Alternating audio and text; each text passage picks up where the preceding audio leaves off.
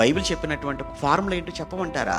ఉపకారం చేసిన వాడికి ఉపకారమే కాదు, నీకు అపకారము చేసిన వాడికి కూడా ఉపకారము చేయాలన్నది బైబిల్ నేర్పించినటువంటి సూత్రం అండి. నీ శత్రువుకు కూడా మేలు చేయాలన్నది బైబిల్.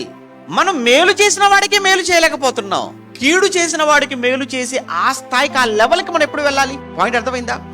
మేలు చేసిన వాడికే తిరిగి మేలు చేయలేని స్థితిలో ఉన్న మనం కీడు చేసిన వాడికి కూడా మేలు చేసే ఆ స్థాయికి మనం ఎప్పుడండి వెళ్ళిపోతాం చెప్పండి? ఒక్కసారి మీకు మేలులు చేసిన వారు, మీకు మంచి చేసిన వారు, మీకు చేసిన వారు, ఎలాంటి వాళ్ళ కోసం మాట్లాడగలం? ఎలాంటి వాళ్ళ కీడు అనుకుంటాం? అసలు మనం ఎలా మర్చిపోతాం అంటే, దేవుడు చేసినటువంటి మేలులను అనుభవిస్తూ దేవుని మేలునే మర్చిపోతున్న మనిషి ఇక మనిషి మేలును గుర్తుపెట్టుకుంటాడా చెప్పండి? అందుకే చెప్తున్నాడు, దేవుడు పట్ల కృతజ్ఞత లేనివాడు మనిషి పట్ల కూడా కృతజ్ఞత చూపించలేడు.